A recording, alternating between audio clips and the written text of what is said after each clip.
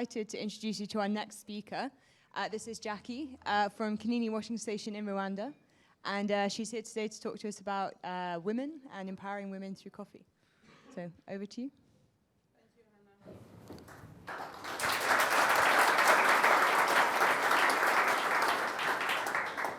Thank you so much for having me this afternoon. I'm really privileged to be here.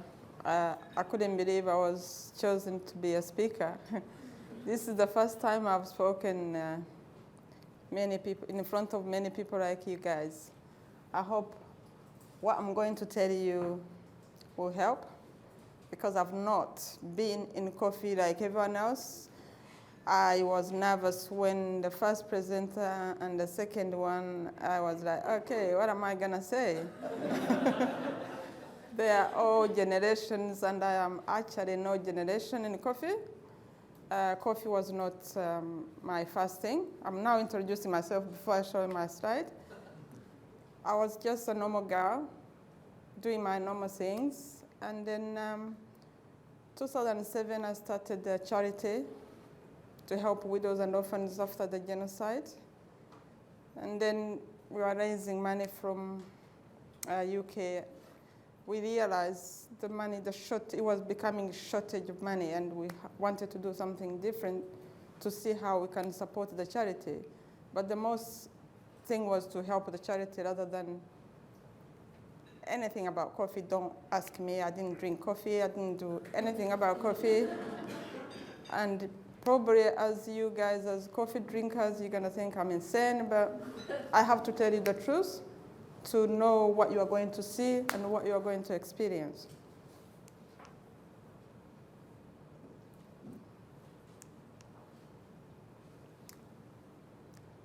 We started coffee 2012. We called the company B Import Export, meaning Rwanda and Britain. My colleague I work with, Clear, is British. I'm Rwandese by origin, I think. Nationality, I'm British. And we started with just virgin land, working with the government, what we call consolidated land. We approached the government to see how we can help the other needed, help people who are not the just charity or widows, other people who are vulnerable. So we approached the government, and don't worry about the slides, because this was done in Nash. I was in Rwanda with the DR Wakefield. So it was just put quickly to make sure I send something to the marketing. So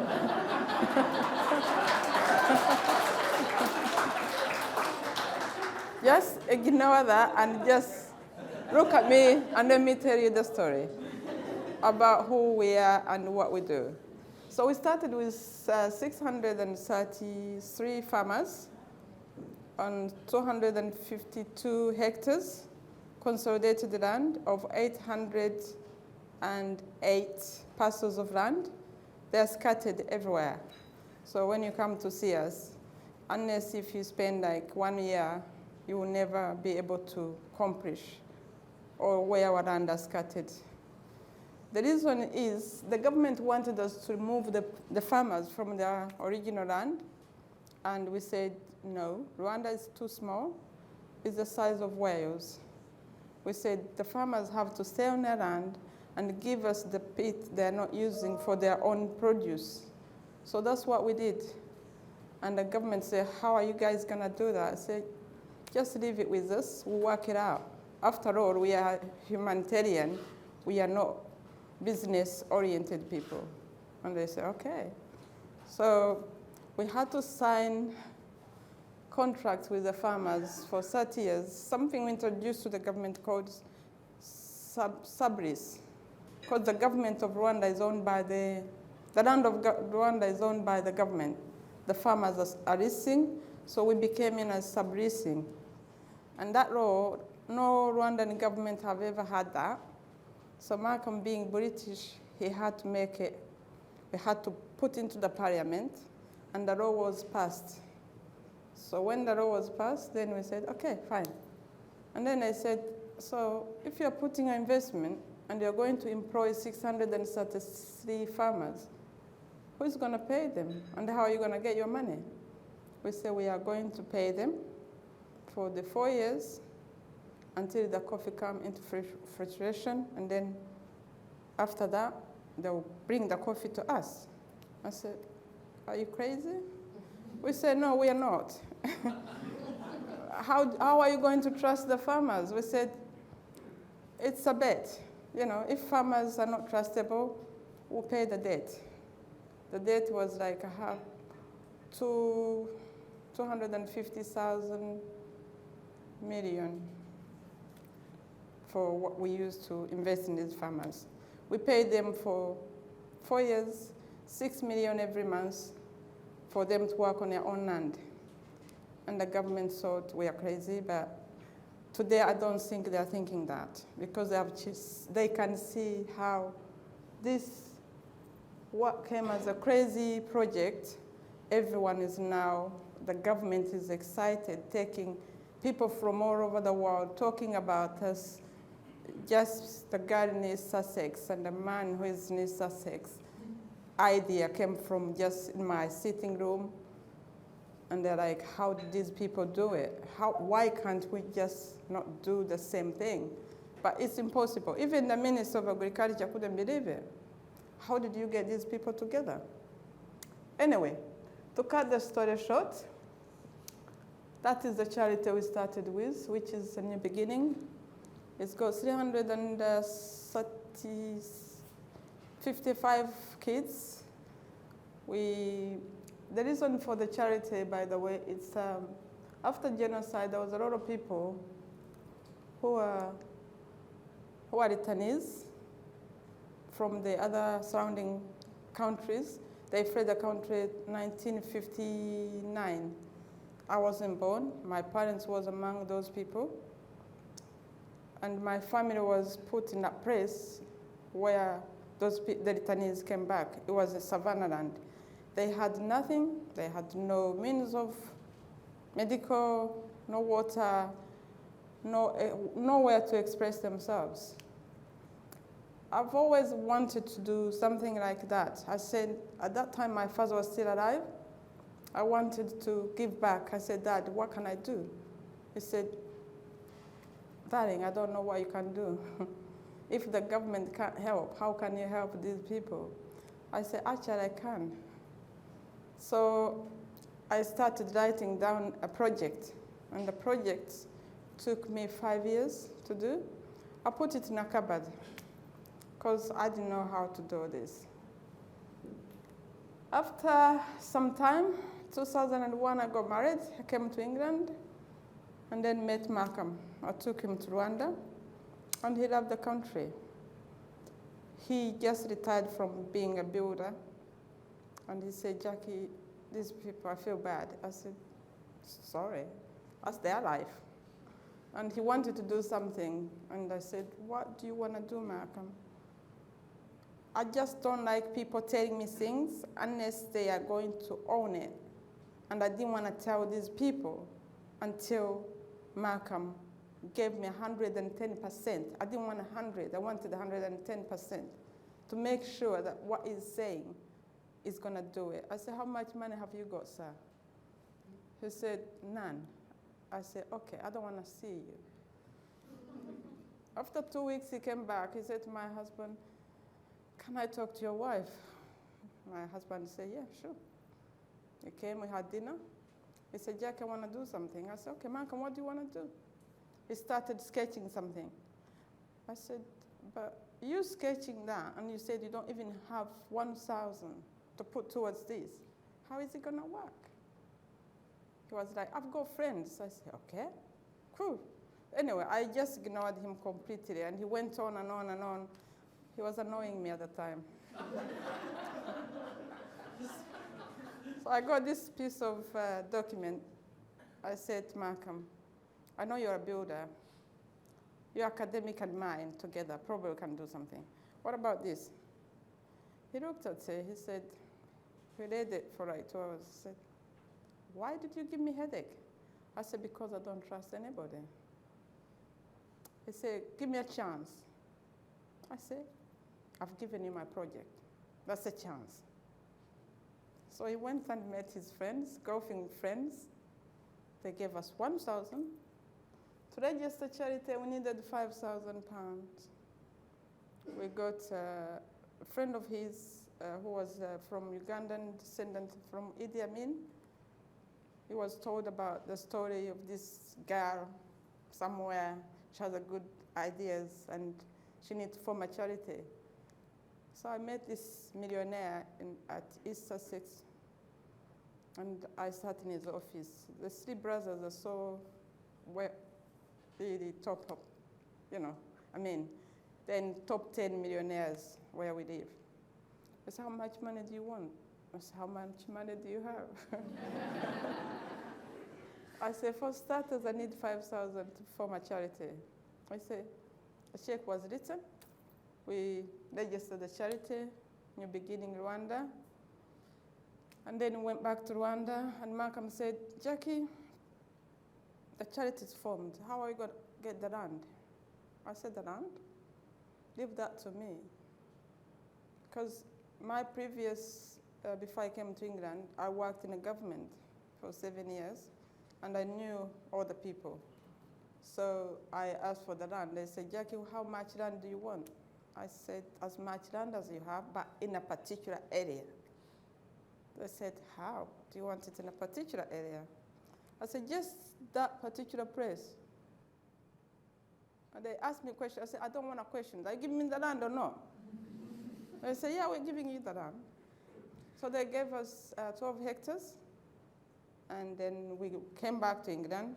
We got more money from dinners, golfing. People were so supportive. I think we raised like 65,000 pounds and went back and started the building. Within 1 year, the picture's not here. We just got our community center, the school, main hall, first aid kit, like health posts where people can come and have treated and everything. So after that time, we were like, people didn't think that we were able to do anything like that. That went on and on. We developed the whole area. That's why I'm not reading about what is here. It's because this was not put down right, okay? So ignore it.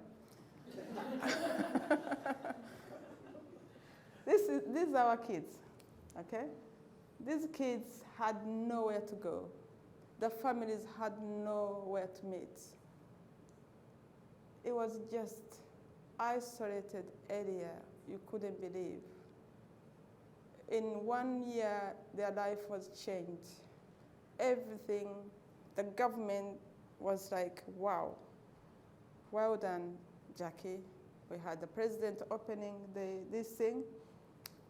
Now, the whole village is using, 30,000 people are using our health center around the village, and the army near us, they're using our medical area, because what we do, we treat someone who's got any illness, we look after them, trace malaria, give them good medication. We have a problem with the government because we give the good, when you are ill with malaria, you have to give the whole, for the 1 week. And I said, no, you can't. I said, why? We are paying, eh? So why can't we? Oh, no, you won't have enough. I said, it's our money. So anyway, everyone started coming to this little place, and this place became so famous for everyone. After that, then we asked them what else did they want. They wanted clean water, so we dug a hole, 65 going down to get clean water so they can drink all the time. Before there was no water, it was just mud water. Malaria was coming everywhere. And that was it. We changed their life just with this girl from East Sussex, yeah? Being bossy and getting what I want, okay? So this is it, and with the coffee thing. The coffee thing was about to help the charity because I don't like begging. I've never begged for anything. Because when we built the washing station and planting the coffee and doing all that, was to get all the profits to go back into the charity. And that really worked. It did help. Because as I said, I didn't know much about coffee. So the government said, Jackie, this is brilliant. I didn't know what quality we were gonna get. I didn't know who was the beneficial. We just took those farmers together, and sooner we realized the men were useless. I'm sorry, guys. Men were just being there, obstructing the workers. So I came up with an idea. I said, I need women, forming cooperatives for women. And these women, their husbands were like, how come? I say, you guys, I'm sorry, you are just good looking, but actually, I'm not getting anything from you. So I need your wives, and I need your permission, and I need to cooperate. Because these women are going in cooperatives, and going in cooperatives, we are going to open them the bank account where you cannot touch their money. I say, how can you do that? I say, simple. I'm going to the local government and ask the minister's permission. I say, no, you can't do that. I say, I'm not segregating you, but I'm just trying to better your lives. Because with a man, being a head of family, you stay a head of family, but the woman will be in charge of the finances.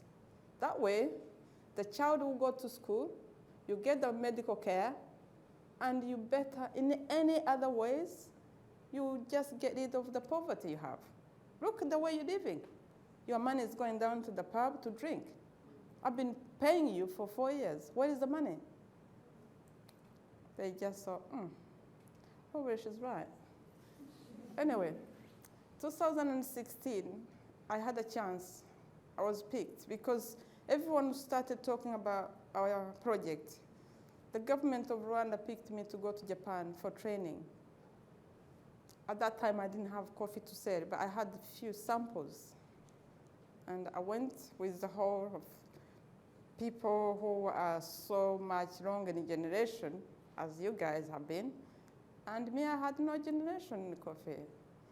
And we were trained for 3 days at Academy at UCC.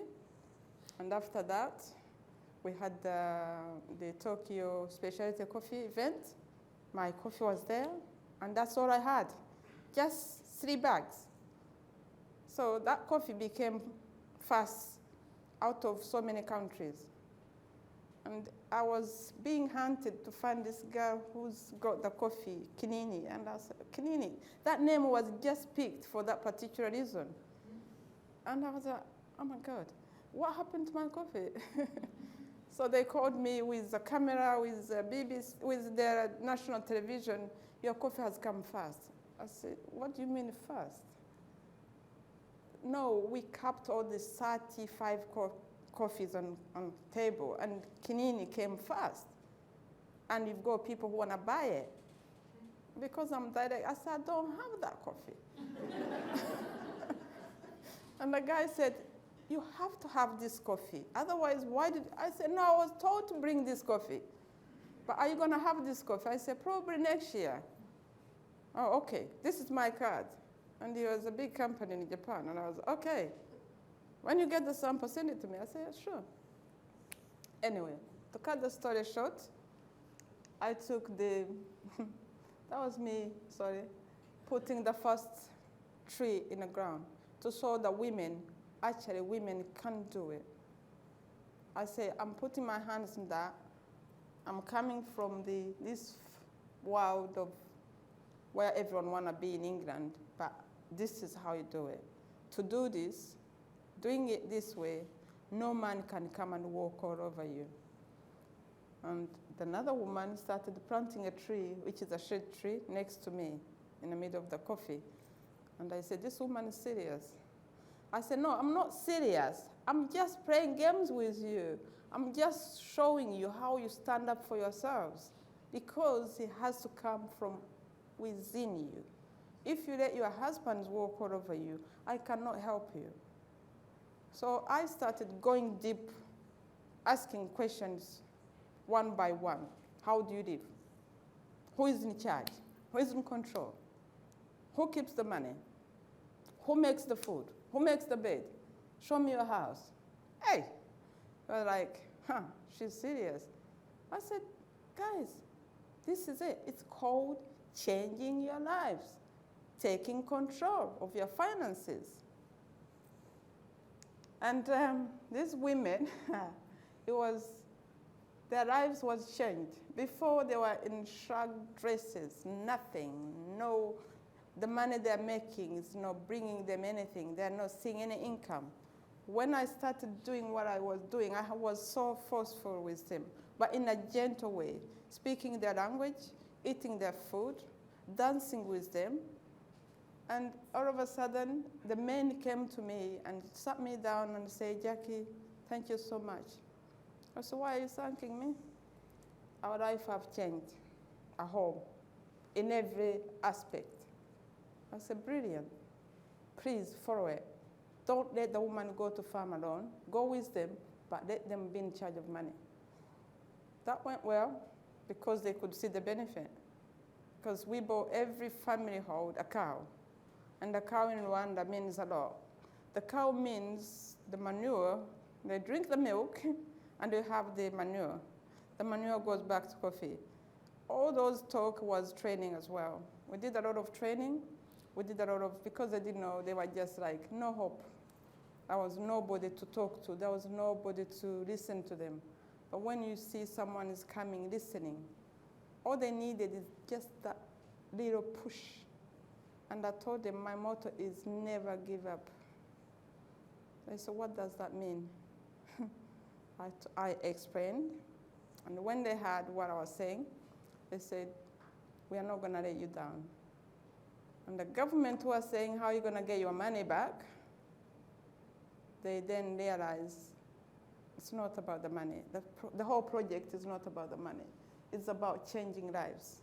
And when they saw what we changed, they started wanting us to go all over the Rwanda, because we are in the northern province where we are. It's one area going to gorillas. And we did everything we could. As much as I didn't want to talk about the quality of coffee, we just did the soil sampling before we put our money in the ground. Because we are not stupid. We looked stupid, but we weren't. We did everything. We did all the research. Malcolm did a good research on building warehouse and washing station. That one I give him 100%, and me, I did my talking. So this is, and then we started expanding, growing coffee seedlings, putting it in our vehicles, sending them places.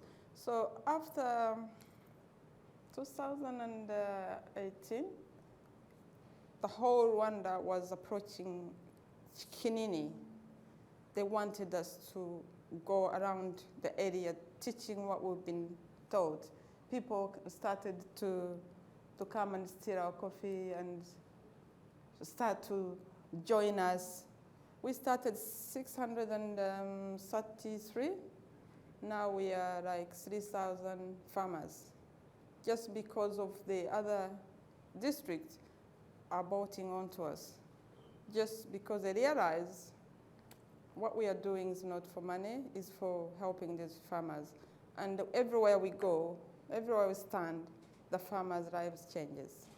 For us was to just to get rid of the poverty, hand out street kids to go to school, and also to get these women the value of their hardship.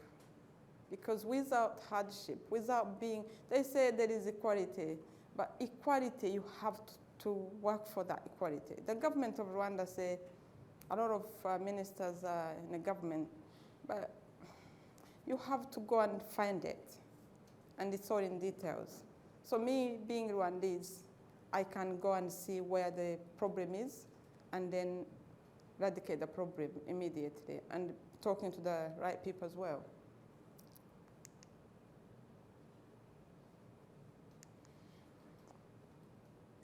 I wasn't ashamed of cultivating. I've never cultivated in my life. I was brought up in a good family, and so me showing these women I can do it, so they can do it.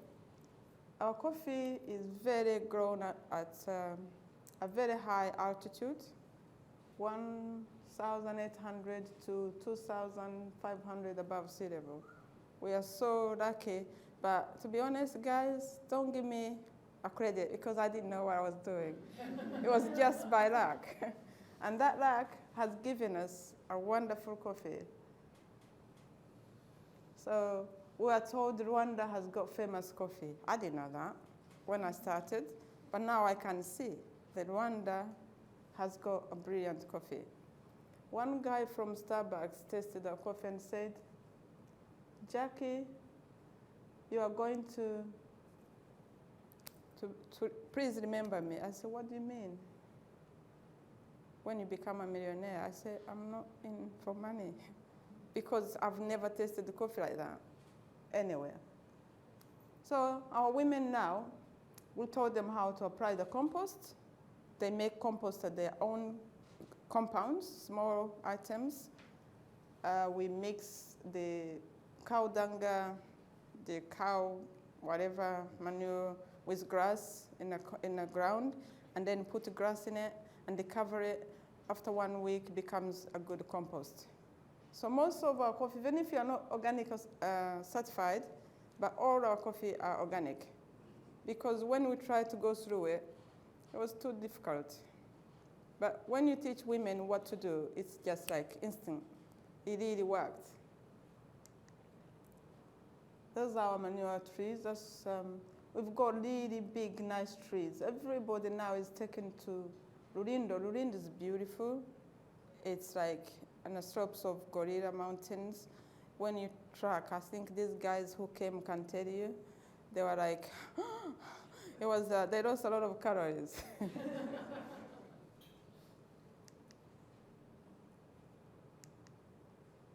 There's the coffee, and that is at the washing station. So we started, because now we get tourists from who come to see gorilla, they have to stop. So we planted coffee at the washing station, and then we have got a roaster as well there, which was donated by their Wakefield for the first circle. And we just had to put everything there so that everyone can come and learn coffee. These Americans who talk about coffee, they have got no idea. They saw coffee is just sold in a supermarket. They didn't know how it came. So we planted the coffee, and people can see green, can see flowers, can see cherries, can see seedlings, can see roasted coffee and powder, and then they can drink it. We are trying to teach, educate people, not only the tourists, even the farmers. They saw that coffee is tea. So for us to make sure that these women understand this coffee, we had to get coffee without sugar and coffee with sugar, and say the best coffee is the one with sugar. That's what you pick. And that's when we told them to start picking the red cherries. So they had to wear a ribbon around their arms to be able to know which one to teach. It was like teaching kids, but once they get it perfectly. So this is what we go through. Popping cherries, we do fermentation at our washing station and the collecting area. Because if you don't have a good cherries, you are not gonna get a good quality coffee. All our coffee is specialty coffee. We don't have raw grade coffee because where we are, we do everything. The fermentation we put in is absolutely enormous with someone who didn't know about coffee. But then when I went to first exhibition, I realized there is too much to put in coffee, and then I had to start doing research as well. So these women, not only they handpick the something called séchage. We do the cherries is hand-picked. Once it's got at the washing station, we put it out on a table before it's put in a thing to process. It's also hand-picked. And then we do grading with grading channels, and then when it's on beds, constantly picking. Just looking for any defect. This is the women sorting coffee. So you can imagine those women sorting coffee for 19 tons, 200 kilos to fill the container in 10 days. Is already graded at the dry mill, but we have to go through it again. And that's, I think, what makes Kinini different. And these women, the reason I feel like they're my sort of inside my heart, it's how they learn so quickly. Because everything we teach them, they grasp. I don't have pie charts, I don't have these dancing things. But what I have is a story of the women who have changed their lives and now understand the coffee than any of the coffee that drinks it. This is what goes on at the washing station. Same thing, women's hand sorting. Mission, we have a meeting all the time, teaching them, not only teaching them for the coffee, also to look after the children. Because you cannot think about the money and the coffee and everything. You have to know, how do you live on a daily basis? How do you respect your husband? Yes, I've made you the financial person, but also there is a husband there to take care of, you know? And also there is a child. Are you getting enough nutrition in your child's stomach? Is your child washed and clean?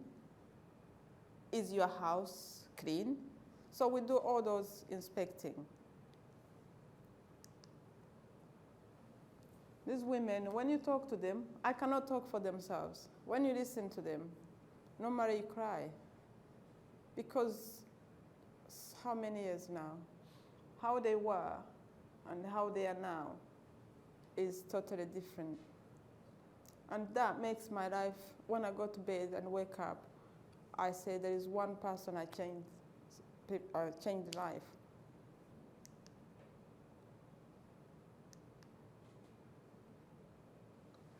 That is the future plan. There's all those things goes on, don't go. I'm not here to talk about coffee and quality, you know.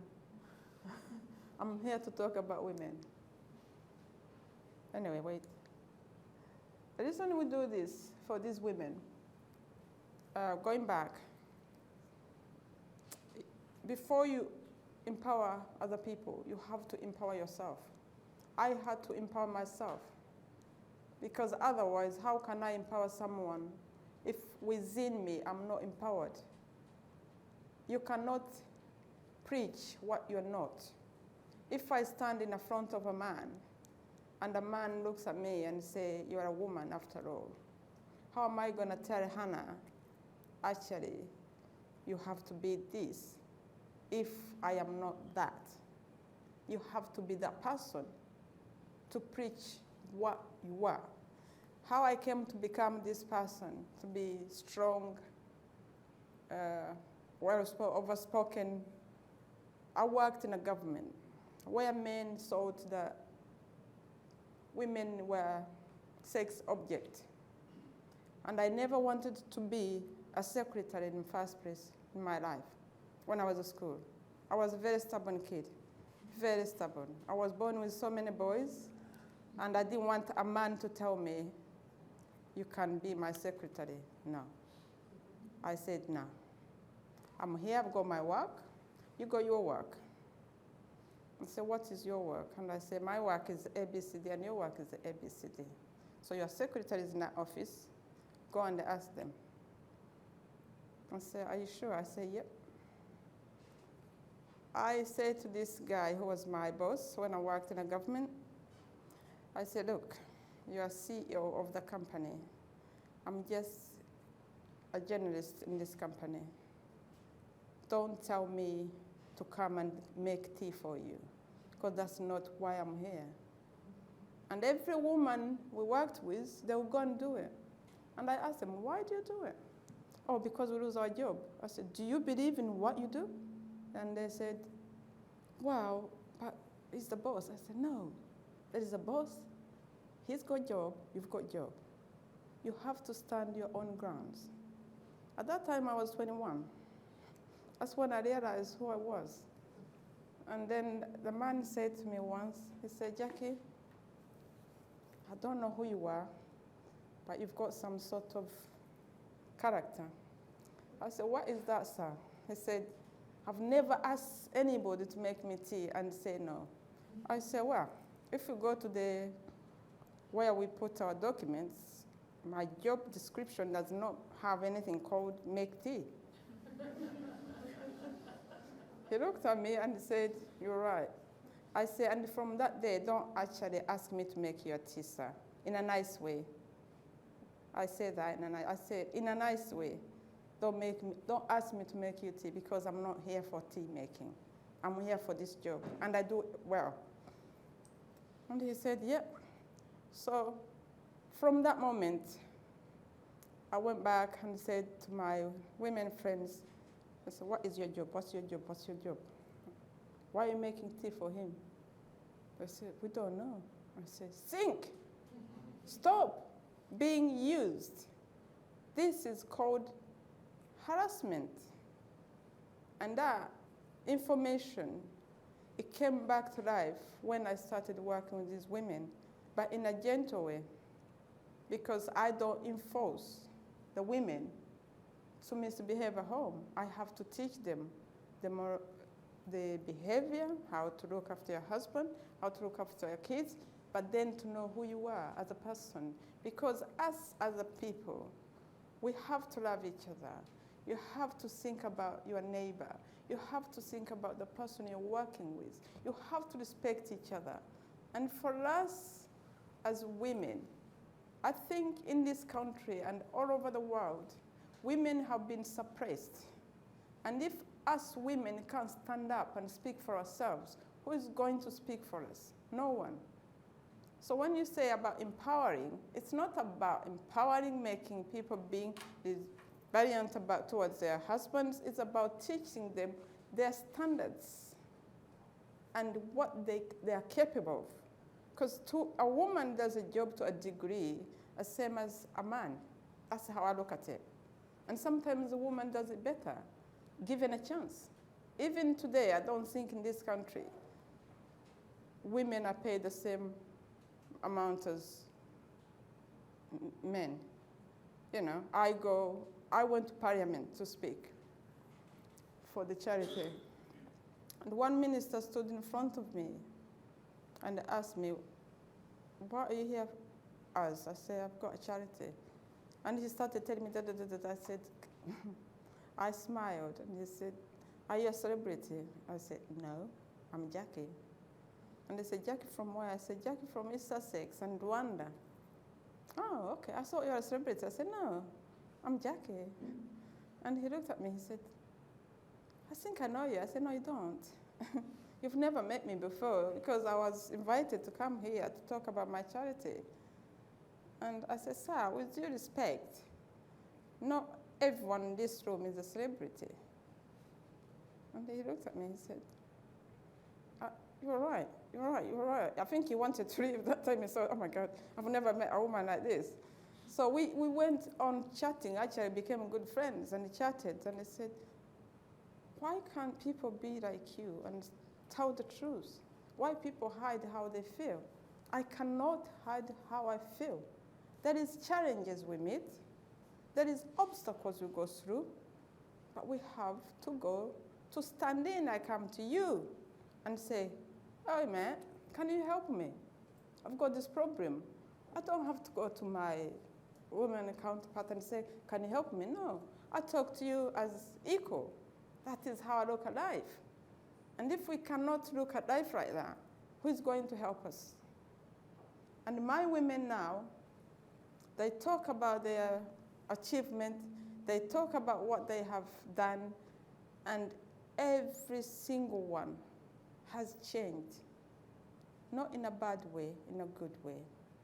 And they say, I built a house, I put my kids' school, I've changed life, I've done this, I've done this. And I said, not only that, whatever you have learned from us, preach to the next door. Take it somewhere else. Don't be selfish.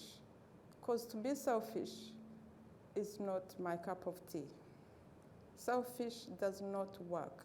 Selfish does not get you to be successful.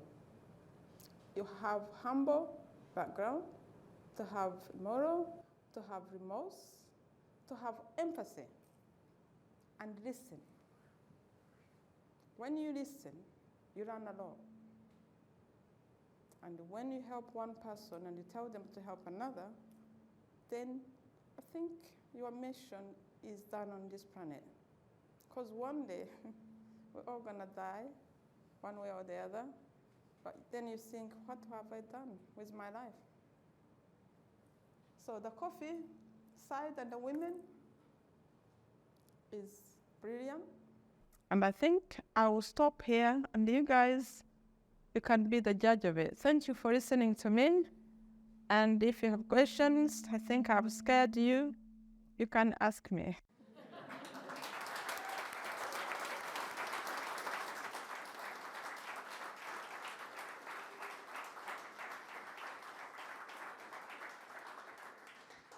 Thank you very much, Jackie. That was fantastic and really, really inspiring. And yeah, thank you. Don't laugh. It was fantastic. And yeah, shortly we're going to be cupping some of the coffees, so you can try some Kinini coffees if you haven't already. But before that, yes, we'll open the floor for some questions. If anyone has anything they'd like to ask, any questions about Kinini or the story or the women.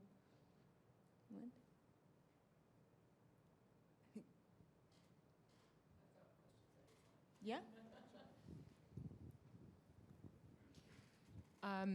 Can you talk a little bit about how these kinds of programs could be used in other contexts or in other cooperatives or other places in Rwanda? Because I think your model has been very inspiring for many other places, but how has it been used to teach other groups? You said you had some experience of people coming to learn. Can you talk a bit more about that? Yeah, sure. How we teach other people is just to teach them what we have taught others. Because the government come and approach us for their own sectors or districts. And they say, Jackie, what you've done is brilliant. How can we have this? So we just, okay, we do MOU with the district, which want to be with us. And then we just go in and meet the women and then train them and say, this is how we work. We show them our rules and regulations. We work like this, we work like this. You don't need to have to be this and that. This is who we are, and that is what we've been doing. And something probably I didn't mention is not only that we do the women empowering, that's my topic. We also teach them, train them in the quality of the coffee, because that one was the key thing. When we started, we were lucky to be sponsored by the British Space Agency to map all our land, because planting 252 hectares, it was not easy. So to know every single farmer, we had to do the mapping. And to do the mapping, we got the British airspace to fund us, and we had to know what the guy was talking earlier before me, that database we have. Every single farmer, the traceability, the lot, with the number, ID number, card, their phone number. So every single farmer work with, and whoever we bring into the family, they also have to have that. So it's a lot of money, but it's well spent, because now we didn't know that this EU thing was going to happen. But for us, we're doing it for the tracking of the coffee cherries and for the knowing, because a lot of coffee, our coffee is sold in a micro lots. So the farmers come, like Hannah brought the farmers, the roasters, they come to meet the farmers. And they have like a group, 880 different areas. We have got 7 cooperatives in each area. And you can imagine how many there are. So people come to meet those farmers who are behind the coffee. And there is a lot of things goes on in but sometimes we don't know how to express ourselves because we just do it for love. But if we went like to do marketing, I think we can do a brilliant job because we've done so much for these farmers. Yeah, thank you very much for your question. That was a good question. Any other questions? There's one there. Yeah, one back there. I think there's a microphone. Yeah, here he's got one. Hi, Jackie. I was just wondering what the men get up to. Yes, Simon. The men gets to the bar and drink. Not now. They must have a job to do, or do they help at all, or do they still farming? Well, in our area, we just had to tell them to stop because they are causing a lot of problems.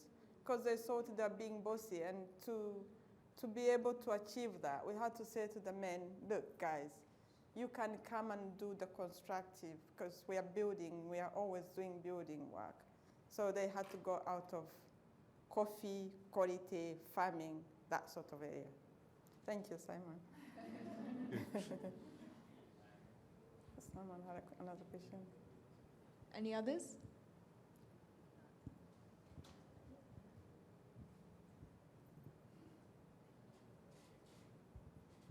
Okay, it's more of a comment than a question, to be honest. So one of my favourite writers is a now departed man called Christopher Hitchens, and he wrote at length about how important the empowerment of women was worldwide to alleviate poverty as a progressive thing. And he also wrote an article entitled "Why Women Aren't Funny." And I just think that you've proved him right on the first, and potentially proved him wrong on the second. So I thought that was a nice thing to say. You're welcome. There's another one.